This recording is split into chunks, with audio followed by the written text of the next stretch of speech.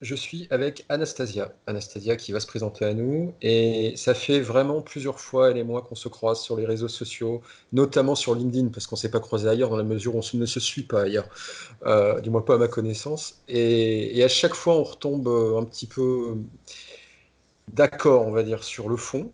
Et je me suis dit, ce serait sympa qu'on échange, elle et moi, et que ça puisse éventuellement aider certaines personnes à évoluer sur leur vision. Mais bon, voilà, ça va être l'objet de notre échange. Anastasia, si tu veux bien, qui es-tu? Que fais-tu? Euh, M'entends-tu? M'entends-tu? Sur le tutu. Ah ouais, c'est ça, ouais. Alors, je suis consultante en communication et en transformation. En fait, ce qui me passionne depuis des années, c'est la question pourquoi l'environnement de travail dont on rêve n'est pas celui dans lequel on travaille. Pourquoi il y a des entreprises qui font rêver les gens, mais c'est jamais celles dans lesquelles ils travaillent, quoi. C'est C'est quoi la ça. différence et comment passer de l'un à l'autre? Donc c'est vraiment la question qui me passionne depuis des années, comment passer d'une organisation normale à une organisation qui serait unique, qui serait extraordinaire, qui serait adaptée pour des gens. Voilà. Et donc, voilà, par rapport à ça, je travaille sur 2 axes. Je travaille d'un côté sur la communication et de l'autre côté sur la transformation des entreprises. D'accord, ok. Donc tu contribues, enfin, c'est pas que tu contribues, c'est que tu es un des éléments qui te permettent justement à une entreprise de devenir une entreprise idéale, en tout cas pour un certain type de collaborateurs, c'est ça? Bah, oui, je pense, oui. Oh, Oui, bah d'une ouais, ouais, certaine manière. En fait, si tu veux, moi, j'ai travaillé dans un cabinet de conseil pendant plusieurs années Ouais. et je me disais, ce qu'on fait, c'est bien, mais c'est pas top. Ce qu'on Mm. fait, en fait, on travaille avec des clients qui sont, comme j'ai dit, qui sont les entreprises comme on connaît tous. Bah ouais. Nous sommes aussi une entreprise comme on connaît tous, Non. mais Ouais. comment on fait un vrai changement? Comment on fait une vraie chose qui fait qu'on serait mieux, que ce serait un environnement qui serait mieux, que ce serait les entreprises dont, voilà, on a toujours des noms en tête. On pense à Apple, on pense à SpaceX, on pense à ces boîtes-là. Bah, les nôtres dans lesquelles on travaille, souvent, c'est pas ça. Et donc, je me disais, moi, je travaille dans les transformations, je fais de la conduite de changement, mais comment tu ferais une conduite de changement pour en arriver là? Est-ce que c'est avec un projet de changement classique que tu ferais ça? Et je me disais, ça marche pas. Les projets de changement classiques, ça marche pas comme ça. En fait, je suis arrivée à une conclusion. En fait, ce qui s'est passé à un moment, je suis partie de l'entreprise, j'étais fatiguée et je me disais, je m'y retrouvais plus. Ouais, tu Et trouvais je me plus ton dis, propre sens en fait. ouais, c'est mon sens. Et voilà, je me disais, je fais quelque chose qui va en partie dans le sens dans lequel je crois, mais je dois toujours faire un peu, comment dire, de l'équilibrisme mental pour rentrer ce que je fais, ce que j'ai envie de faire, dans le cadre de ce qui a été vendu au client, ce que le client a acheté. Parce qu'il n'a Mhm. pas, il a pas acheté forcément du sens, du bien-être des collaborateurs, des choses comme ça. Et donc, à un moment, je me suis arrêtée pendant 3 ans. Et en fait, j'ai passé du temps à étudier la question, de dire qu'est-ce qu'on fait que ça ne marche pas et comment faire pour que ça marche. Voilà, donc j'en suis ressortie avec une approche de transformation qui est assez différente de ce qui se fait dans les cabinets de transformation. D'accord, Et c'est ça qui est rigolo, quoi. Parce que pour moi, ce qu'il y a à faire, c'est bah, en grande partie l'opposé de ce qu'on fait habituellement, en fait. d'accord. Et tu Voilà. veux Voilà, sur parce les que, en fait, si tu veux, je t'explique un peu plus. ouais, justement, Donc, j'allais te relancer là-dessus. ouais, Sur les grandes lignes, est-ce c'est que tu ça, peux nous ouais. expliquer? C'est Parce que ça, j'ai fait du teasing, mais après, j'explique voilà, pas, donc c'est pratique. explique-nous. C'est ça. Donc, regarde, en fait, ce qui se passe, c'est que dans beaucoup d'entreprises, et pas fait plus, le cabinet de conseil grand et réputé, plus ils réfléchissent comme ça. Et voilà, ça vient de Ford, Taylor, etc. On pense qu'une entreprise est une machine. Mhm. Voilà. Et quand tu fais un projet de transformation, quelque part au fond, c'est comme si tu changeais une machine. Tu dis, voilà, aujourd'hui on fonctionne comme ça, on a une SI comme ça, on a des équipes qui sont organisées comme ça, demain on veut être plus efficace, hop, on fait un organigramme, on fait les outils qu'il faut, hop, on met les gens dans des cases et ça va marcher mieux. Voilà, ça c'est la logique, ça c'est la théorie. Et voilà, c'est le gagne-pain des grands cabinets de conseil qui viennent, qui regardent ton schéma, qui regardent tout notre schéma et qui disent, hop, ça se transpose, allez hop, à un moment, j'ai entendu quelqu'un dans un cabinet de conseil qui disait, bah, parce qu'il faisait le schéma, je lui ai dit, mais ce schéma-là, il ne va pas marcher, parce que je connais la partition de pouvoir entre les gens, ils ne vont jamais accepter ça. Il a Ouais, dit, ah, attends, si leur chef leur dit, ils vont le faire. Je dis, bah d'accord. non, Voilà, c'est ça le change, quoi. pas dans Mais la bon, vraie vie. voilà. Et donc, en fait, ça vient, je pense, au fond de l'idée que l'entreprise est une machine. Et souvent, tu utilises la métaphore de la C'est machine. vrai. Tu dis, oui, des rouages, l'entreprise tourne, ça Mhm. tourne bien, ça tourne mal, etc. Mais en fait, si tu réfléchis, l'organisme, il y a une différence entre un système vivant et un système non vivant. L'exemple que je donne toujours, par exemple, une cuisine. Si tu prends une cuisine, si c'est une cuisine dans un appartement vide, c'est un système non vivant. Tu ranges Ouais, ta cuisine, tu fermes, tu reviens 6 mois après, tu as la même cuisine qui n'a pas bougé. ouais, d'accord. Ok. Ouais. Imagine la même cuisine où il y a un olévier qui habite dedans. Voilà. Qui prend son petit déjeuner, qui prend son dîner, qui se promène de temps en temps, qui boit une bière. Je sais pas si tu bois des bières. Voilà. De temps C'est, en temps. ça se trouve, au bout d'une semaine, la cuisine, elle n'aura pas tout à fait la même gueule qu'avant. Tu auras déplacé les choses, même si, voilà, je suppose que tu l'arranges bien ta cuisine. Peut-être que tu auras déplacé les choses, peut-être que tu auras acheté des trucs, il y aura des trucs dans le frigo, il y a des trucs qui seraient partis, il y a un truc dans la poubelle. Ce serait pas la même chose. Donc en fait, le système vivant, il est en transformation permanente parce que un système devient vivant à partir du moment où il y a quelque chose de vivant dedans. Donc une entreprise, c'est une combinaison des choses non vivantes, des bureaux, des machines, etc., et des personnes qui sont vivantes. Donc c'est un système vivant. Est-ce qu'un système vivant, tu le changes de la même manière que le système non vivant? Tu peux le faire, mais ce ne sera pas durable. Imaginons, tu prends une cuisine, tu la ranges une fois tous les mois. Le reste du mois, normalement, voilà, comme ça, elle va rester rangée une journée. Après, elle ne va plus rester rangée parce que ce système est vie. Voilà. Ranger ta cuisine, c'est ton projet de changement. Est-ce que tu l'as fait? Est-ce que c'est efficace? Oui, mais ça ne dure pas longtemps. C'est pas Ouais. durable. Voilà, donc d'un côté, c'est pas durable. Deuxième chose, ça donne pas les résultats très pertinents dans le sens, un autre exemple que je donne souvent, tu as une voiture qui fait un bruit bizarre, tu dis oui, c'est un problème moteur, tu changes le moteur, la voiture roule mieux qu'avant. Tu as ton bras qui fait des gestes bizarres, tu te coupes le bras, tu te mets un autre bras, est-ce qu'il va marcher comme avant? Probablement non, parce que c'est un système qui est complexe. Et la Ouais. transformation pourtant dans un système complexe, ça marche pas Ça, comme ça. ça- ça viendrait à l'idée de personne en plus. Tu vois, ça viendrait à l'idée de personne. Clairement. Voilà, ben, c'est ce que tu fais dans des entreprises où hop, tu enlèves un département, tu ajoutes un département, tu rachètes une boîte, tu dis c'est pas grave, on va l'intégrer. Voilà, c'est comme ça, c'est comme ça que ça marche. C'est vrai. Souvent. Ouais. Une autre chose avec la différence du système vivant et non vivant, c'est qu'une machine, son fonctionnement, il est prédictible. Donc tu dis si la machine est performante, aujourd'hui elle fait tant de production, demain elle fera tant de production, demain elle fait tant de production, et si j'ajoute tel truc, elle fera tant de production. Ok. Tu prends une entreprise et tu dis, bon, pour être performant, il faut sortir 8 millions de cash. Ok, tu sors 8 millions de cash. Les gens serrent leur ceinture, ils sortent leurs 8 millions de cash. L'année d'après, il faut sortir 10 millions de cash parce qu'on veut être plus performant. Ok, ils disent, ok, qu'est-ce qu'on peut vendre? Ben, on n'investit plus. On vend ce qu'on peut. En fait, ils le sortent, ce cash. Mais en fait, ça va au détriment du système. La même chose si tu fais du sport à haut niveau et tu n'es pas prêt. Tu vas te fatiguer, tu vas fatiguer ton corps. Et voilà, c'est ce qu'on fait avec des systèmes vivants. Et je me dis, c'est ça qui n'a pas de sens. Et donc, je suis partie de l'idée que les systèmes vivants, tu ne les transformes pas de la même manière. Et donc, comme je m'étais arrêtée, je me suis inspirée d'autres choses que uniquement des bouquins de transformation. C'est pour ça que je te parle des cuisines, des bras, du Ouais, sport, ouais, ouais. etc. Non, non, mais je Parce fais que plein d'analogies aussi, moi, pour que ce ouais, soit ouais, compréhensible tu vois, par tout. c'est rigolo parce qu'avec le fitness et avec la vie Ouais, de femme oisive à la maison, j'ai appris peut-être autant de choses sur le changement des systèmes vivants que j'ai appris en tant que consultante dans un cabinet de conseil. Ça, c'est dingue. Je raconte ça, j'en crois pas, mais c'est ça. Et en fait, si tu veux, la transformation du système vivant dans le fitness, les gens l'ont très bien compris. mm, Voilà. En fait, quand tu transformes, il faut pas que tu changes tout d'un coup. Il faut que tu changes des habitudes. Parce que ce qui fait ce que tu es, c'est ce que tu fais tous les jours. Tu es un coureur parce que tu cours tous les matins parce que tu es un coureur. Voilà. Et je donc, comprends. Je comprends voilà. complètement ce que tu dis. Je fais à minima 2 heures de sport par jour.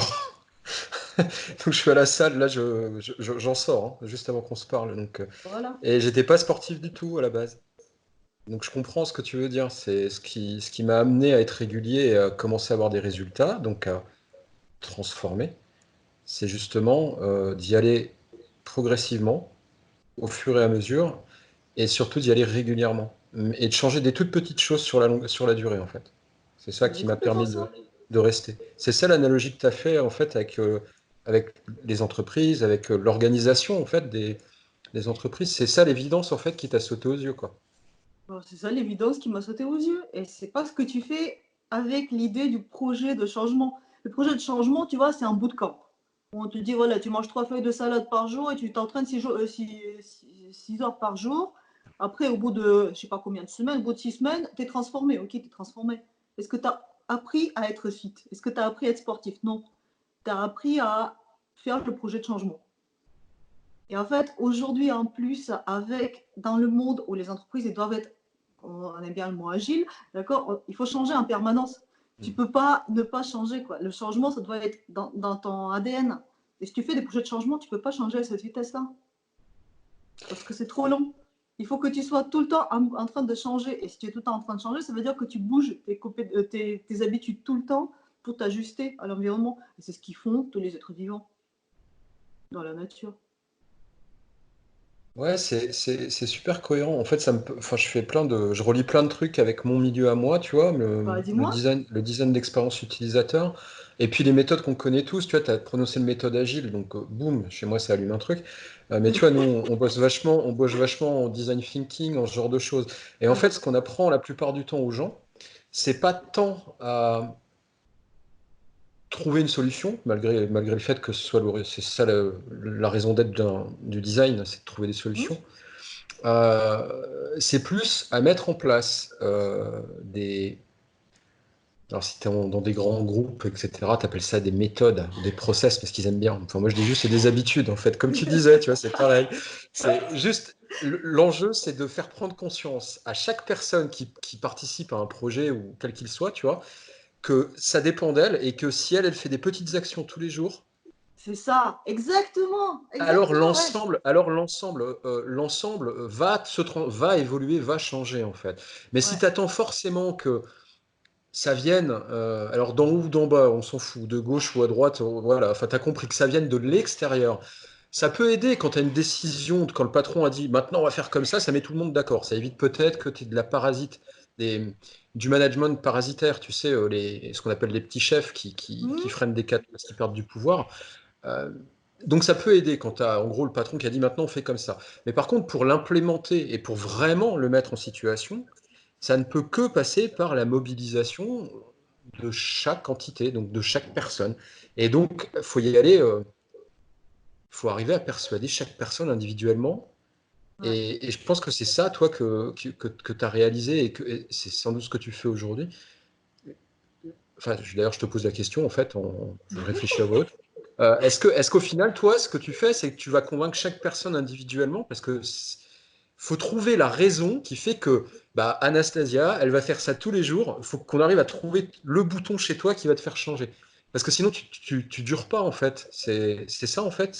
Tu cherches à trouver ce bouton-là pour Ah, changer le tu vois, comportement. en fait, moi, ma conviction, tu vois, on dit toujours, parce que depuis que je suis rentrée dans le changement, on me disait oui, c'est toutes les phrases, personne n'aime le changement, il y a la résistance au changement. Le truc préféré d'un de mes collègues, c'était seul le bébé mouillé aime le changement. C'est mon préféré. Et en fait, je me suis dit, mais en fait, non, le changement, les gens l'aiment si c'est changement pour le mieux.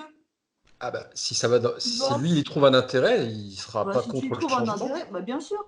bien Le, sûr. le problème, c'est que souvent, les gens, ils se trouvent avec un truc qu'ils subissent et qu'ils ne comprennent pas pourquoi. Ça se trouve, ça a énormément de sens. Mais les gens, ils restent dans leur monde, ils ne voient pas forcément. Tu sais, là, on va aller. Moi, je vais partir sur la théorie du U. La théorie du U, voilà. Pour moi, la théorie du U, c'est le meilleur modèle de la transformation, en fait. Ça montre vraiment comment ça change. Et en fait, le U, tu sais, quand tu descends dans le U, tu comprends de mieux en mieux comment marche tout le système autour de toi. Tu vas aller sur les organisations apprenantes, forcément c'est le même auteur, donc ça, il parle de la même chose. En fait, plus tu comprends pourquoi le système marche comme ça, plus tu comprends ce que tu peux faire pour changer. Et tu sais, parfois tu mets les gens ensemble, ils discutent, et après ils disent mais on est con de faire ça, pourquoi on ne s'est pas parlé avant, tu vois. Et c'est vraiment ça. Moi je crois beaucoup dans le fait que, pareil, comme c'est un système, il faut trouver le process pivot, il ne faut pas aller partout, essayer de convaincre plein de gens à la fois. Tu vas commencer à petite échelle. Tu vas aller voir un petit groupe de gens. Tu vas choisir un process, tu vois, qui est un peu le plexus solaire, qui est lié avec plein d'autres process, qui est au milieu, qui n'est pas forcément le plus emblématique, mais celui qui est lié avec tout le monde. Parce que voilà, tout le monde passe par eux. Et ces gens-là, tu vas leur parler. Et tu vas parler aux gens autour d'eux. Tu vas leur faire parler ensemble pour comprendre pourquoi ça ne marche pas entre eux. Parce qu'en fait, les gens, souvent, ils savent très bien comment il faut faire pour que ça marche. Mais parce qu'au-dessus, il y a des chefs, parce qu'il y a de la réglementation, parce qu'on n'a toujours pas fait comme ça, on a toujours fait comme ça, on a les habitudes, etc. Ils font des trucs qui sont pas efficaces. Moi, mon tout premier job que j'avais fait quand j'étais étudiante, Mhm. moi, j'avais étudié les workflows dans un service d'expédition. Donc, c'était vraiment regarder comment ils peuvent faire des choses efficaces. Ils faisaient des trucs, ils saisissaient un truc sur un logiciel. Après, ils imprimaient, après, ils mettaient un truc à la main, après, ils scannaient, ils réimprimaient et l'apportaient dans un bureau à côté. Tu vois, c'était Le des trucs comme truc ça. qui n'a pas de sens, mais bon, c'est le Et ils étaient process. tous en Voilà. burn-out, ils étaient tous Ah surchargés, bah ouais. mais ils faisaient du travail comme ça. Voilà, ça n'avait pas de sens, mais parce que c'était comme ça. Et à ce moment-là, quand tu te poses avec ces gens-là, tu dis comment on pourrait faire plus efficacement, comment on peut changer. À partir du moment où il y a une partie qui commence à changer, les autres vont changer aussi. Voilà, il y a ça. Et aussi, j'aime bien la notion des fondamentaux. Tu te mets d'accord avec les gens sur qu'est-ce qui est fondamental. Tu Ouais. vois, si on revient au rangement, en fait, si ta cuisine elle est toujours propre, c'est parce qu'à chaque fois, tous les soirs ou tous les jours, tu fais ce qu'il faut pour qu'elle soit propre. Ouais. Ce serait ça ton comportement dans un système vivant pour que ta cuisine soit toujours propre, nickel et bien rangée. Voilà. Et à un moment, par exemple, je me suis dit, moi, c'est toujours le bordel. D'ailleurs, maintenant, c'est un peu le cas. C'est toujours le bordel sur le comptoir de la cuisine. Et à un moment, je me suis imposé la règle. Je dis, je veux plus avoir rien sur le comptoir de la cuisine. Donc, dès qu'il y a quelque chose, je le range. Voilà, tu fais ça, c'est un geste, c'est un fondamental. Donc, tu peux interposer ça dans l'entreprise. Voilà, tu Ouais, fais. bien sûr. C'est procédé par des petites actions qui ont du sens pour chaque personne individuellement. C'est ça, ouais. Ouais. Il y a quelque chose d'assez parlant aussi. On en parle, enfin, on en parle beaucoup, ça, enfin, non, pas forcément d'ailleurs. Si tu t'intéresses au sujet, on en parle beaucoup. Mais en fait, moi j'avais lu un super article à l'époque de la 27e région. Je sais pas si tu connais, c'est enfin, c'est un organisme. Et il comparait en fait l'approche systémique avec justement les méthodes agiles, etc. Enfin, avec le design thinking. Et il y avait plein de synergies et de croisements possibles. Ouais. Et moi, ce qui me choque à chaque fois, parce que moi, c'est assez récent que je commence à lever la tête en dehors de mon cercle professionnel, et parce que je sais pas pourquoi d'ailleurs, c'est comme ça. Et je me rends compte que dans plein d'autres sphères, donc dans la tienne par exemple, tu vois, et puis dans d'autres, même dans le marketing ou dans les choses, eux aussi, ils ont des choses qui, enfin déjà, ils ont les mêmes problèmes que nous. Euh, Ils n'arrivent pas à les résoudre. Et eux aussi, ils ont des non-sens. Et ils ont aussi des process qui ressemblent beaucoup à ce que nous, on porte, en fait. Et je me dis, mais... Et c'est un peu Par l'objet, en exemple, là. fait... Par exemple, Par, vas-y, donne un exemple. par exemple, tu vois, là, en marketing, par exemple, moi, je parle beaucoup avec des gens qui sont des marketeurs. Euh, la plupart du temps, l'idée reçue, c'est le marketing, ça sert à rien. Ils veulent nous fourguer un truc dont on n'a pas besoin. Ça, c'est l'idée reçue de base. C'est pas du tout ça Hmm. le marketing à la base, mais c'est comme ça que c'est reçu. Et dans leur process, par exemple, dans tout ce qui est benchmark, études de marché, et il y a des choses, il y a même des livrables qui c'est les mêmes, ils ont les mêmes noms que dans mon monde à moi, hein. C'est par exemple une étude de marché, il y a ce qu'on appelle un persona marketing. Ouais. C'est une espèce de client idéal. Et ben chez nous, en UX design, on a aussi un persona. Et on se base sur les mêmes process, sur les mêmes métriques. C'est juste qu'on garde pas les mêmes données, en fait, au final. Mhm.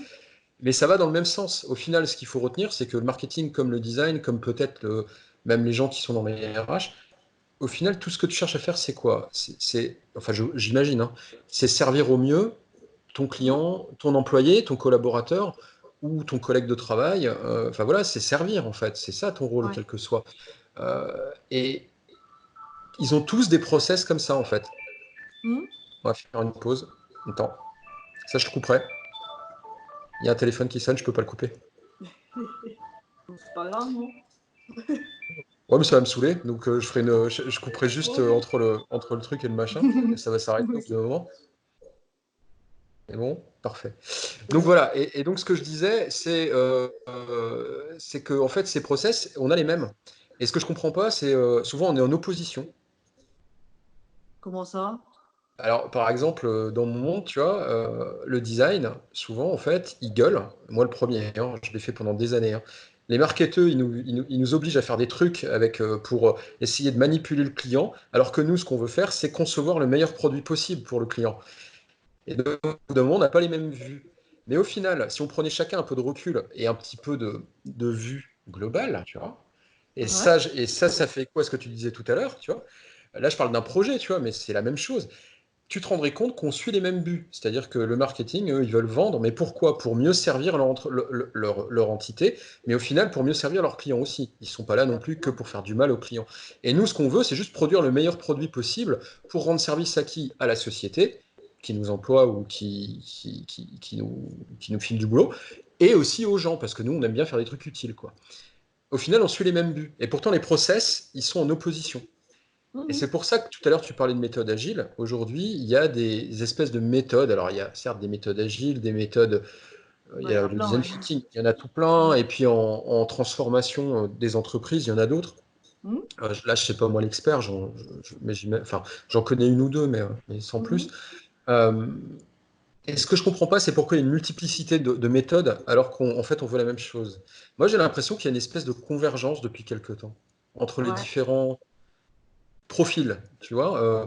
ouais. Les RH commencent à regarder les designers parce qu'ils disent putain, leur façon de résoudre les problèmes, peut-être que si nous on l'appliquait dans notre monde à nous, on pourrait résoudre nos problèmes en fait. Et moi je regarde par exemple ce que tu fais toi, tu vois, ce que tu expliques, ce que tu écris, je le regarde, je fais putain, ce qu'elle dit là, ce qu'elle met en place là, si moi je le mettais en place dans mon contexte à moi, ça résoudrait un problème.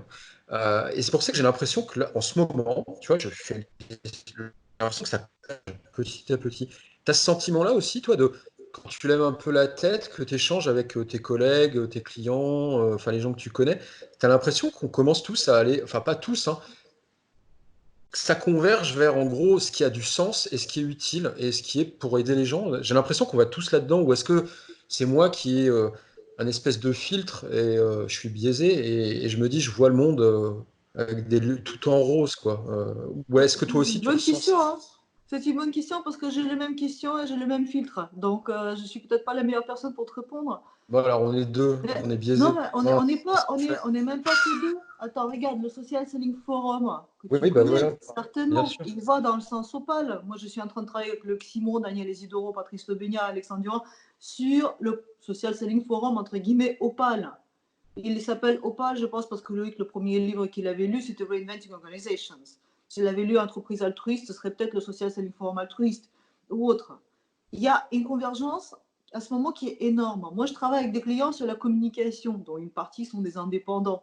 Ils Bien sont sûr. aussi souvent les indépendants, c'est qui? C'est souvent les gens qui ne rentraient pas dans une case, qui sont sortis Qui se sont faire mis à autre leur compte. chose. Ah ouais, du jour au Ouais, c'est lendemain, t'es ça. ou freelance ou Et je trouve consultant. ça, honnêtement, je trouve ça hallucinant comment tous ces gens-là, ils parlent de la même chose, mais dans des domaines complètement différents. Ouais.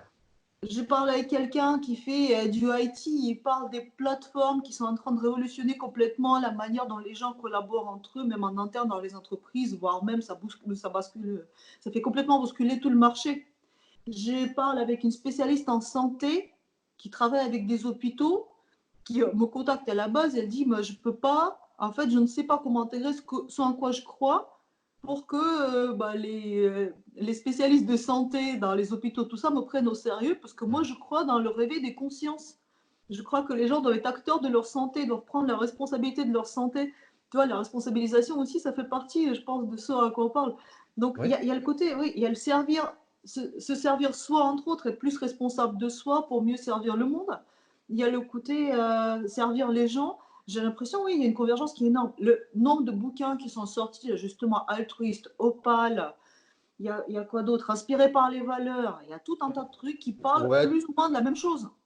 ah bah, clairement. Et tout le travail de, tu vois, l'entreprise, c'est. Attends, je me souviens plus si Apprenante. Les c'est. entreprises apprenantes, c'est un truc qui est sorti il y a 20 ans, mais ça parle de la même chose aussi, depuis 30 Ouais, ans. c'est lequel le bouquin qu'a écrit c'est Entreprise altruiste ou Entreprise libérée? Libéré, altruiste, c'est le même auteur, je crois. C'est Isaac Getz, en fait, Ouais, je qui est crois, à ouais. l'origine de ça.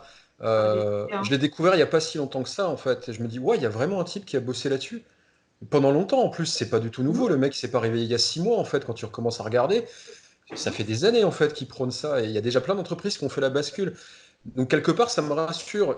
Du coup, tu vois, je rebondis sur ce qu'on disait tout à l'heure. Est-ce que c'est nous qui voyons la vie en rose ou est-ce que je sais pas quoi? Finalement, comme tu le disais, on est beaucoup plus nombreux qu'on peut le penser. Je pense qu'il y a un gros Et mouvement et en plus, ce qui se passe avec tous ces bouquins, tous ces gens-là, ils se sont posés la question, est-ce que c'est rentable? Et ah bah oui, dans tous ces livres, forcément, ils étudient aussi les mêmes marques. Tout le monde dit c'est 10 fois plus rentable, c'est 10 fois plus performant, ça marche vachement mieux. ouais. Et donc Ça c'est maintenant, je pense qu'il va y important. avoir une énorme vague de hype qui va arriver là-dessus. Tout le monde va avoir un avis là-dessus, tout le monde va en parler. Hein. Alors, c'est vraiment important de souligner le fait que c'est pas seulement des bouquins pour anciens consultants perchés, tu vois, qui ont découvert Dieu ou je sais pas. Enfin voilà, tu vois, ça n'a rien à voir. Tout ça, c'est rentable. Faut quand même le dire. Ils gagnent énormément d'argent. Pourquoi? Ça, je l'utilise beaucoup comme exemple. Euh, Google, enfin du moins Google aux États-Unis, pas Google en France. Quoique j'en sais rien en fait. Il y a une journée par semaine où les salariés peuvent faire ce qu'ils veulent. Poser Enfin, des ils peuvent questions. travailler sur un projet perso. Voilà, Mhm. donc c'est parfait. Et tu te dis, tiens, c'est cool, c'est vraiment cool de bosser chez Google. Au moins, tu fais ce que tu veux, tu peux écrire un livre, te former, développer une nouvelle application si tu es développeur. Enfin bon, bref, faire ce que tu Mhm. aimes. Ok. Sauf que la question qu'il faut se poser, c'est pas est-ce que Google est sympa? Google n'est pas plus sympa qu'une autre boîte. Google, une entreprise, son rôle, c'est de survivre. Et pour qu'une entreprise survive, il faut en faire rentrer de la thune. Il faut que ce soit rentable. Et donc, en fait, c'est un pur calcul. La vraie question à se poser, c'est qu'est-ce que je gagne quand je donne une journée à mes collaborateurs pour qu'ils avancent sur un sujet qui n'a rien à voir avec ce que je leur demande de faire? En quoi ça peut me rapporter? Il faut juste observer ce qu'ont fait des entreprises. Certes, encore une fois, comme Google, mais il n'y a pas qu'elle. Je perds une journée de production par semaine sur un groupe comme le leur. Je n'ose même pas imaginer ce que ça doit faire en millions de dollars ou je sais pas quoi. Mais à côté de ça, ils ont de la recherche et développement gratos. Ils lancent des idées sans avoir à les payer. Et surtout, la plupart des produits qu'on utilise aujourd'hui, ils sont venus en fait de ces journées-là. Ouais. Donc au final, le retour sur investissement est beaucoup plus élevé. C'est pour ça qu'à mon sens, la question aujourd'hui, c'est pas tant de est-ce qu'on peut faire enfin, changer les règles, c'est juste expliquer aux patrons, aux dirigeants, leur expliquer juste, tu peux être plus rentable, beaucoup plus rentable. Ouais. Juste lâche prise, enfin lâche prise, lâche du lest. Regarde, je te montre les chiffres. Regarde, je peux même faire venir certains patrons français. Hein. En tête, dans une interview, il y a une petite PME pharmaceutique de la région de Lyon qui est passée au modèle entreprise libérée, mais sur 5 ans. Donc il a un recul, le mec. Il t'en parle. Je sais plus son nom, mais sur YouTube, j'étais tombé. C'était ultra pragmatique en fait comme Ah ouais. approche. Ah ouais. C'était super intéressant. Enfin voilà quoi. Mais du coup, toi, comment tu fais toi pour onboarder, enfin pour embarquer les gens comme ça, parce que tu as de la résistance. Tout le monde en disant aide-moi parce que je sens que c'est vers ça que je veux aller, aide-moi à y aller. Mais peut-être que parfois on te dit aussi écoute, t'es bien gentil, mais chez nous c'est pas comme ça. C'est quoi tes premières actions? Parce que je pense que ça, c'est une question qu'on peut peut-être tous se poser si on nous entend, tu vois. Tu dis ok, ça me paraît pas trop con ce qu'ils racontent les deux là. Ça me paraît avoir du sens. Si moi je veux essayer de faire le premier pas, ce serait quoi selon toi, d'après toi? Le premier truc, Le premier truc, c'est d'écouter les gens. d'écouter les gens. C'est d'écouter ce que les gens te disent. Voilà. Les écouter, pas les entendre. Les entendre, c'est bien aussi. Déjà, écouter, c'est bien. Ouais. Ok. Bah, Les écouter, écouter. c'est un bon début parce que souvent, on pense qu'on sait. Ouais. On pense on sait pour les autres. On a besoin d'apprendre parce que souvent, en fait, on a, surtout quand on est tout en haut, on a une vision pas très claire de ce qui se passe sur le terrain. Oui. Voilà. Et en fait, les gens qui savent comment ça va changer et les gens qui vont changer les entreprises parce qu'ils vont changer leur comportement, ce sont ces gens-là. Hmm. Et quand tu leur imposes quelque chose parce que toi, en haut, tu as pensé que c'est comme ça, mais toi, tu as une vision particulière, tu vois, quand tu es sur une tour Eiffel, tu regardes en bas, tu n'as pas tout à fait la même vision que quand tu regardes du bas vers le haut, ou On du est bas. bien Voilà. d'accord. Voilà, c'est ça. Et donc, voilà, pour moi, la première action, c'est d'aller parler avec les gens, écouter les gens et comprendre où ils en sont, qu'est-ce qui marche bien pour eux, qu'est-ce qui ne marche pas bien pour eux, qu'est-ce qui, euh, qu'est-ce qui les énerve, qu'est-ce qui les rend contents, qu'est-ce qu'ils aiment, qu'est-ce qu'ils n'aiment pas. Et comme ça, déjà, tu sauras, pareil, quelque part, si tu veux, on peut revenir aux personnes, tu sauras déjà parler avec eux, et tu auras Oui, bien sûr. compris ce qu'ils sont. L'empathie avec les gens qui sont ceux qui font vivre ta boîte, parce que c'est les gens qui constituent ta boîte, c'est la première étape pour moi, hein. C'est vraiment la base. Il y a un truc qui traîne maintenant pas mal sur. Putain, j'ai même découvert ce mot il y a 15 jours. Je savais même pas que ça existait. Enfin, ce mot, cet acronyme. L'autre jour, j'étais chez une cliente et on discutait et elle me dit oui, maintenant on est en B2E. Alors tu sais, à l'anglaise quoi. Et moi je parle très mal Environment, anglais. Alors je lui fais de quoi tu me parles? B2E. Alors tu sais, j'étais là, je fais ok. Bon, alors B2B, je vois ce que c'est. B2C, ça va. B2B, 2C aussi. Alors B2E, là, je voyais plus quoi. Et elle me dit non, marque à employeur. Moi, marque à employé. J'ai fait ah. J'ai fait en fait, c'est ah, l'expérience collaborateur en fait. Elle me dit ah voilà. oui, oui, c'est ça. Et aujourd'hui, donc, j'ai découvert, ça existe. Du coup, il y a plein d'articles dessus. J'ai découvert le truc. Ouais. Et puis, du coup, bah, quand tu commences à creuser, tu vois qu'il y a beaucoup de gens qui parlent aussi. Alors, c'est tout le temps des termes anglais, donc enfin, voilà. Du coup, tu peux aussi te perdre un peu parce que quand tu maîtrises pas trop bien l'anglais, tu leur donnes des sens qu'ils ont pas, tout ça. Donc après, bah, tu racontes n'importe quoi. Voilà. Mais c'est ce qu'on appelle aussi l'employment advocacy, un truc dans le genre. Ah non, c'est Euh, deux choses différentes. Attends, employee advocacy, c'est une chose, et marque employeur, c'est autre chose. Employee d'accord, advocacy, quand tu utilises tes employés pour qu'ils répandent la bonne parole de ton entreprise, d'accord, et la ok. marque employeur, c'est ce que tu mets en place pour faire venir tes candidats. Voilà, c'est deux choses un peu différentes, hein. Ok, d'accord. Bah, merci d'avoir précisé parce que tu Mais tu vois, peux utiliser aussi l'employee advocacy pour faire venir la marque employeur. Après, voilà, il faut voir. ouais, après tu peux associer les Lego comme tu as envie, Ah, c'est d'accord, ça. c'est cool. Mais moi en fait, j'ai fait ok, c'est cool. Et bon, alors déjà, s'il y a des mots, ça veut dire qu'il y a un sujet, tu vois, ça veut dire Hmm. qu'il y a une prise de conscience. Et encore une fois, ça va dans quel sens? D'après ce que j'ai compris avec mon petit cerveau, c'est juste, bah en fait, aujourd'hui, on aimerait vraiment que nos collaborateurs, nos employés, enfin les gens qui bossent pour nous, ils soient bien, mais alors bien. Pas en leur mettant des PlayStation, des poufs et des baby-foot à la salle de pause, parce que ça, les gens, ça les distrait un moment, mais au final, ils s'en foutent. C'est pas ça qui change leur vie, en fait. Oui. Vraiment pas. Et par contre, ils se disent, bah, comment je peux faire pour les aider? Parce qu'il y a certains groupes qui commencent à capter que si j'aide mon employé à se réaliser, alors il va être beaucoup plus productif pour moi et beaucoup plus rentable. Et là, on est de nouveau sur la logique de ce qu'on évoquait tout à l'heure avec Google, tu vois, le truc Hmm. de un jour par semaine, etc. Pour moi, ça me paraît ça me paraît super logique en fait, Oui. mais j'aimerais bien t'entendre là-dessus, toi, parce que tu as plus d'expérience là-dedans, je pense, que moi. Parce que moi, je découvre un peu un monde, tu vois, depuis quelques temps. Je me dis, mais c'est évident, pourquoi les gens ils font pas ça? C'est du bon Visiblement, sens organisationnel, c'est ce que j'appelle du bon sens organisationnel, mais c'est vrai que c'est pas évident parce que ça n'a jamais marché comme ça. c'est dingue. Enfin, tu vois, j'ai pas de Ouais, voix. Enfin, tu ouais. vois, quand tu me dis ça, je te regarde, je fais, ouais, ok, je comprends ce que tu me dis. Je fais, mais pourquoi? Enfin, tu vois, c'est pourquoi? Pourquoi? Les gens, ils demandent que ça.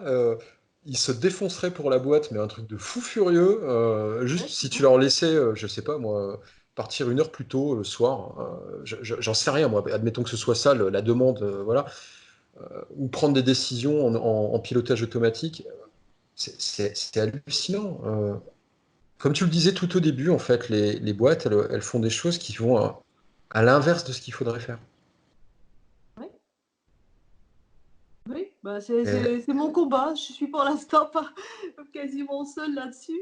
C'est pour mais ça que je commence à rencontrer des gens. C'est pour ça qu'on se rencontre aujourd'hui avec toi, qu'on en parle. ouais, on s'est C'est pour ça croisés, que ouais. j'en parle avec plein de gens. Parce que oui, pour moi, c'est un vrai sujet. Ouais. C'est ça.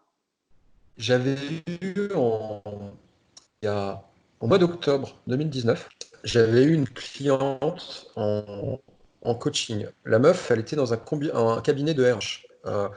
Et elle explique tout son problème. Et donc je l'écoute, etc. Je fais ouais, ok, ouais, ouais, ouais. Elle fait bah voilà, alors notre problème en fait, c'est qu'on arrive à attirer des jeune diplômé compétent. Je fais, bah, c'est cool. Elle m'a dit, ouais, mais au bout de 6 mois, il se barre. Et donc, nous, ça nous pose un problème, parce qu'on les forme, parce que voilà, il se barre à la concurrence, hein. Je lui dis, ok, est-ce que c'est un problème de salaire? Parce que ça peut être ça, tu sais, au début, tu pars des bases. Hmm. Elle me dit, bah non, parce qu'on est à peu près au prix du marché, etc. Je fais, ok, machin. Et au final, en creusant, euh, à la fin, je lui demande, enfin, je te la fais en une phrase parce que c'était super, enfin, ça a duré quelques temps quand même, l'accompagnement. Et au final, ce qu'il en est résulté, en fait, ce qu'il en résultait, c'était plus le fait que l'entreprise n'avait pas de vision. Je m'explique. C'est-à-dire que, en fait, ils en avaient une, les fondateurs en avaient une, il n'y a pas de souci, mais ils n'arrivaient pas à la communiquer. Tu vois, et là, on rentre dans ce que toi tu fais, à aider en fait les entrepreneurs et les dirigeants à communiquer peut-être aussi leur vision pour que leurs employés puissent la comprendre et voir si la vision, leur vision à eux, leur but dans la vie, ce qui les fait kiffer, quoi, c'est aligné avec celle de la boîte. Parce que là, tu prends du plaisir en fait, quand tu as l'impression de contribuer à quelque chose de vraiment cool ou de, enfin, moi, j'utilise cool parce que voilà, mais enfin, quelque chose qui te fait vibrer, quoi. Ouais. Là, on est bien. Et ben, il n'y en avait pas. Et en fait, bah, tout mon accompagnement, ça a juste consisté à définir la vision de l'entreprise, au final. Alors qu'ils étaient venus me chercher au départ pour aide-moi à retenir les jeunes. Finalement, c'est pas ce qu'on a fait. Tu vois. Bah oui. Pourquoi les jeunes n'y restent pas? Exactement, C'est ouais. pourquoi les jeunes n'y restent pas, parce qu'ils Ben, avaient des pourquoi ils bons resteraient? avantages. Bah, c'est C'est ça. ça, c'est exactement la question que j'ai posée. J'ai fait pourquoi ils resteraient? Bah quand même, ils ont un bon salaire, on les aide bien, ils ont des avantages, etc. Je fais ouais, ouais, et what else? Et tes concurrents aussi proposent ça. Qu'est-ce que tu leur proposes en plus? Et c'est pas forcément de l'argent en fait.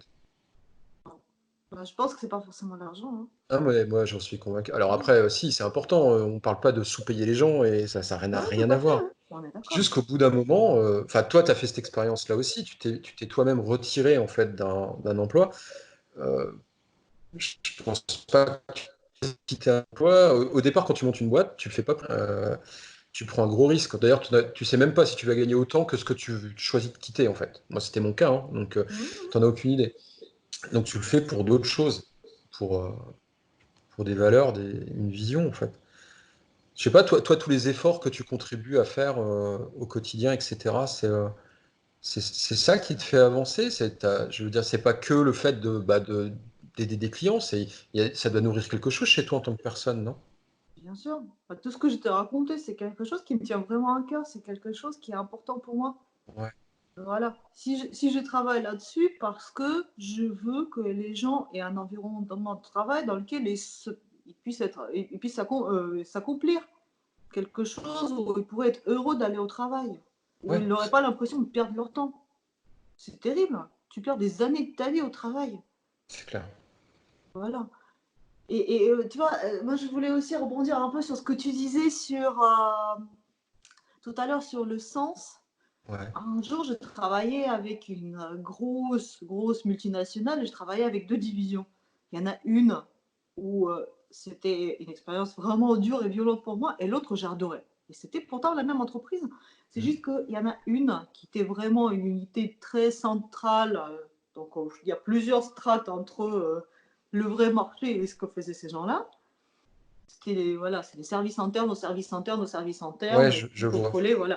Ouais. Voilà. Et d'autres, en fait, c'était un niveau assez élevé de management aussi, mais qui géraient les filiales internationales. C'était les filiales en Afrique. Et en fait, ces gens-là, ils voyaient toujours ce qui se passe réellement sur le terrain. Ouais, pour de vrai. Voilà, ils étaient dans leur tour une partie du mois, mais une autre Mhm. partie du mois, ils étaient sur le terrain en Afrique en train de visiter les boutiques.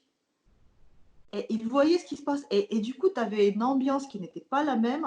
Tu avais Mhm. l'engagement de gens qui n'était pas le même parce qu'ils savaient pourquoi ils étaient là. Voilà. Et voilà, ils pouvaient faire leur travail parce qu'ils voyaient en plus tout ce qu'il y avait à faire. Parce qu'en plus, il y avait le défi. Et en fait, tu vois, par rapport à. Je saute un peu à un autre sujet, mais par rapport à ce qu'on disait, il y a plein d'idées en ce moment, il y a même Oui. plein de termes en ce moment qui sortent et on ne sait pas trop comment s'y repérer. Je me suis dit, il y a un truc qui me gêne. Et en fait, j'ai l'impression que on se dit, ces boîtes-là, c'est super bien, on a envie de faire comme eux, donc on Mhm. va les copier. On va copier comment elles sont fabriquées. Donc tout le monde regarde, tu vois, la partie structure système. Ouais. un peu la culture, voilà, mais ça, c'est difficile à fabriquer. Donc, on essaie de copier ce qu'il y avait avant. Voilà, et ça fait un peu du cargo culte. Donc, je pense que bientôt, ces approches-là vont se décrédibiliser en grosse partie à cause de tous les gens qui vont essayer de faire du cargo culte. Voilà, qui vont essayer de faire, allez hop, je réplique le système. Ah bah non, ça marche pas. Bah non, c'est pas une bonne idée. Voilà. Et après, on dit oui, il faut avoir un sens. Bon, ok, je vais passer genre une demi-journée un séminaire, je vais définir un sens, je vais l'écrire. Voilà, j'ai un sens. J'ai mis en place des structures, des équipes autogérées. Bah non, elles ne gèrent pas. Ouais, il faut mettre un chef. Bah, il faut mettre le chef du chef. Bah, hop, Et on revient à voilà. la même chose, quoi. Ouais. Voilà. Et en fait, je me dis, c'est pas le cargo culte. En fait, ça me fait penser à un conte de fées. Moi, j'aime bien raconter les contes de fées. C'est un conte de fées russe, tu vois. En France, il y a le crapaud qui se transforme en prince. Ouais. Et en Russie, en fait, on a un conte de fées. C'est une princesse. Bah, c'est pas une princesse, c'est une magicienne, en fait. Mais sur lequel on a jeté un sort, donc elle s'est retrouvée en forme de grenouille. Et donc, il y avait le fils du tsar, donc le prince. Donc, il y avait 3 princes. Il fallait un peu par hasard, ils ont tiré une flèche. Et là où la flèche tombait, ils devaient se marier avec celle qui retrouvait la flèche. Donc, il y a les 2 Ok. premiers qui ont eu de la chance. Et le troisième tombe sur la grenouille. Et donc, la grenouille, comme elle est la magicienne, après, le tsar, le roi, il commence à faire des défis pour ses belles-filles. Donc, forcément, comme elle est magicienne, elle se débrouille mieux que les autres. Et donc, le troisième défi, il fallait venir à la fête et il fallait impressionner tout le monde avec la danse. Donc, le petit prince s'est dit, oh, ça va être la catastrophe pour Avec moi. la grenouille, ça va être compliqué. Avec la grenouille, ça va être compliqué. Et donc, la grenouille, elle enlève sa peau de grenouille parce qu'elle peut le faire de temps en temps. C'est un peu un mode Shrek. Voilà. Et elle va dans la fête. Et ce qu'elle fait dans la fête, il y avait un cygne qui était rôti. Donc, elle mange son aile de cygne. Et elle met les os dans sa manche. Et donc les autres, elles regardent et disent ouais, elle a bien réussi les autres preuves. Il fallait faire un pain, il fallait coudre une chemise, un truc comme ça. Donc elle avait très bien réussi. Donc elles disent on va faire comme elle. Donc pareil, elle mange les os, elles les mettent dans leur manche. Après, elle boit du vin, elle en boit une gorgée, elle met le reste dans sa manche. Donc les autres disent super bonne idée, on va faire la même chose. Donc après, elle va danser, comme elle est magicienne. Elle fait un geste avec une main et tout le monde voit un lac avec plein de signes. Elle fait le geste avec l'autre main. Non, ça doit être là. Elle fait le geste avec une main, tout le monde voit le lac. Et le geste avec l'autre main, on voit les signes sur le lac. Donc tout le monde est ébahi. Donc les 2 autres, ils vont arriver, elles font leur geste. Et voilà, elles jettent les os et elles éclaboussent tout le monde de vin. Le tsar, il est énervé, donc il les renvoie. Voilà. Et j'ai l'impression que ce qui se passe avec ces méthodes-là, en ce moment, avec ces théories et avec les entreprises libérées, etc., où on copie que les structures, ça va être un peu la même chose, tu vois. C'est comme les 2 autres belles filles. Il y a la magie qui manque. Elle, si Ouais. elle a réussi à faire ça, c'est parce qu'il y a la magie. Ces entreprises-là, en fait, elles sont nées comme ça, comme la magicienne qui est née comme ça, tu vois. Et en fait, je me dis, c'est quoi la magie qui manque? Donc la magie, je vois 3 choses. Tu peux me dire si tu es d'accord ou pas. Ouais, dis-moi. Je viens d'arriver. Je me dis, c'est l'amour, c'est le défi et c'est la motivation intrinsèque. Si tu as ça en place, ça va marcher. Si tu n'as pas ça en place, ça ne va pas marcher. L'amour, donc les gens, il Ouais, faut ouais. qu'ils aiment leur boîte, il faut qu'ils aiment ce qu'elle fait, au moins. Ils peuvent Ouais. aimer les produits, hein, comme les gens qui aiment Google parce qu'ils trouvent que les produits sont cool. Ouais. Comme les gens qui aiment Apple, tu vois. Ah, tout à fait. Ouais. Elle est pas très libérée, Apple, mais les gens, ils adorent Apple. Ouais, Ok. tout à fait. Tu as le défi, parce que quand tu dis je suis le leader sur le marché, tu n'es pas très motivé de bouger. C'est la notion, en anglais, c'est le mot underdog. Ouais, et puis et limite, même si tu es le leader sur le marché, ok, bah ok, c'est toi qui domines, mais où est-ce que tu m'emmènes alors? Voilà, propose-moi un Ouais. challenge, ouais, un défi. Ouais. Et même en termes de marketing, j'avais lu une étude qui était super intéressante en disant, tu vois, si la troisième belle-fille était juste une magicienne qui était une très jolie fille, qui était tout de suite le leader, tu n'aurais pas le suspense dans l'histoire, d'accord? Ah non, c'est plié, c'est bon? Comme c'est une grenouille, comme c'est Oui. une grenouille, t'as du suspense et t'as envie qu'elle réussisse parce qu'elle est le underdog, Mhm. elle est le underdog dans l'histoire. Donc en fait, on est préconditionné par les contes de fées, par tous les narrations, tu vois, les films et tout ça. Ouais, Harry Potter, c'est la même chose, c'est le même personnage. C'est celui qui est bon, avec qui on trouve sympathique et qui, a priori, devrait perdre. Quand tu es dans cette position-là, ou quand tu te mets dans cet état d'esprit-là, de challenger, là, tu as de l'énergie. Tu as vachement d'énergie pour avancer, tu as vachement d'énergie pour innover et pas faire comme les autres. ouais. Okay. Et la troisième chose, c'est la motivation intrinsèque. Donc là, je prends C'est Dan Pink qui a écrit Drive. Il dit motivation, autonomie, responsabilité. Ah non, attends, pas motivation. La maîtrise, l'autonomie, la responsabilité et le sens. Si tu as ça, voilà, tu peux te motiver pour faire. Et c'est ce qu'ils font les employés de Google. C'est ce qu'ils font aussi les employés d'Octo quand ils se mettent en tribu et ils produisent leurs produits. Ils produisent leur offre, tu vois. Ouais, et Je sais surtout. pas, j'ai pas visité comment ça marche Octo. J'ai rencontré des gens qui travaillaient, qui disaient que ça marche comme ça. Je trouve que c'est dingue. Puis le truc, c'est que comme tu le disais, toutes ces tribus ou ces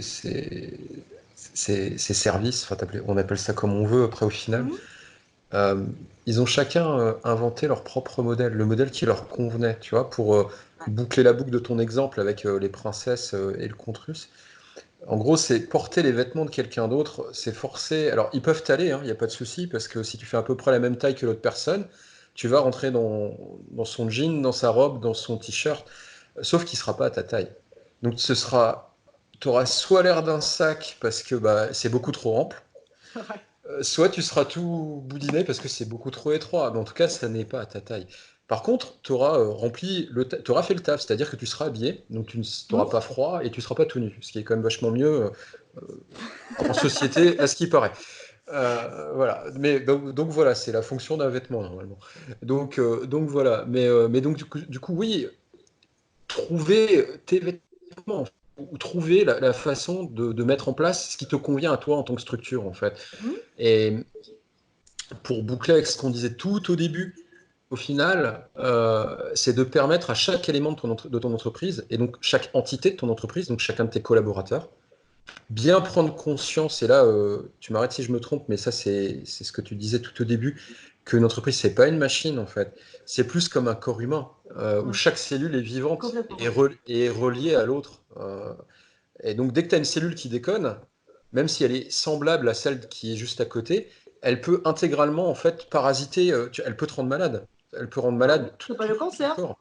Ouais, voilà, donc, Quand tu as une cellule et qui pense qu'il est plus important que l'autre, que les autres elles voilà. commencent à se développer n'importe comment comme elles veulent, ouais, ça s'appelle le cancer. Hein. Bah voilà. Et donc du coup, bah, en fait, une entreprise, c'est beaucoup plus proche de la composition d'un corps humain, euh, Exactement. parce que bah, c'est composé de plein de petites cellules, toutes pleines vivantes, et il faut en prendre vachement soin en fait de toutes ces petites cellules, parce que s'il y en a une seule qui défaille, bah, ça peut déclencher une maladie mortelle. Voilà. Après, si tu as une seule qui défaille, les autres vont prendre le relais. C'est aussi l'avantage d'un système vivant. C'est Ouais, vachement résilient. ouais, Si tu le traites comme un système vivant, et si tu fais pas comme, tu vois, comme on fait aujourd'hui, tu es malade, on te file des cachetons, après tu as des effets secondaires, on te file des cachetons pour des effets secondaires, et après ton corps il sait plus s'auto-réguler parce que tu as pris trop de trucs. Quoi. et ça me fait Et penser à ce que tu ouais. disais tout à l'heure, en fait. Tu vois, tu dis c'est comme un système vivant, une autre cellule peut prendre le relais, c'est vrai. Mhm. Alors que quand tu vois ton entreprise comme une machine, si tu as un rouage qui tombe en panne ou qui est cassé, une pièce qui est cassée, bah là on pourrait le faire, tu vois. Je prends mon téléphone, je casse quelque chose. Non, faut pas. Il n'y a pas la pièce à côté qui va prendre le relais, quoi. Ça ne marche plus, il faut la faire réparer, il faut la changer en fait. Mhm. Donc en fait, tu es beaucoup plus agile, pour utiliser ce mot-là, quand tu vois les choses en organisme. J'ai pas Oui. les bons mots en fait, parce que moi tout ça c'est de l'intuitif, tu vois. C'est pour ça que je voulais parler avec toi là-dessus, parce que t'avais écrit des choses, t'avais posté des choses sur LinkedIn, et t'avais écrit des articles, tout ça, et à chaque fois je te répondais. Moi tout ça c'est des choses qui sont venues par intuition. Tu vois, j'ai pas étudié le sujet et j'ai pas étudié non plus les transformations d'entreprise en fait. C'est juste que ça me paraissait assez logique. Euh, et je suis assez rassuré de voir qu'il y a des gens comme toi qui essaient en fait de porter ça et de l'implémenter pour de vrai, tu vois, et que ça reste pas juste bah, dans des livres, tu vois, Ouais. c'est c'est cool. Ouais. Anastasia, est-ce que tu souhaites parler encore d'un point qui est super important pour toi, que tu aimerais communiquer dessus vraiment, ou attends, est-ce que tu as quelque chose à souligner? Oh, je regarde l'heure, surtout je me dis qu'il faut il faut que je parte. Est-ce que j'ai quelque chose à souligner? Je pense qu'on s'était dit. Hein. Je pense qu'on s'est Ouais, tout dit. on a bien fait le tour. C'est cool. Voilà. Si on veut travailler avec toi, où est-ce qu'on peut te retrouver? On me trouve sur LinkedIn au nom Sur de LinkedIn? Anastasia Guignard. Ouais, je C'est la mettrai façon tout. la plus sûre de me trouver. D'accord, ça marche. Je mettrai tout en description. Voilà, en tout cas, merci beaucoup pour ton temps. On peut s'arrêter là si tu veux, il n'y a pas de souci. Et bah, j'espère, de toute façon, à très bientôt. Et encore merci beaucoup pour le temps que tu as bien voulu m'accorder. Voilà, c'est génial, hein. Moi, j'ai adoré discuter avec toi, c'était super intéressant. C'est cool, c'est cool. Merci en tout cas. Ciao. Merci à toi. Salut.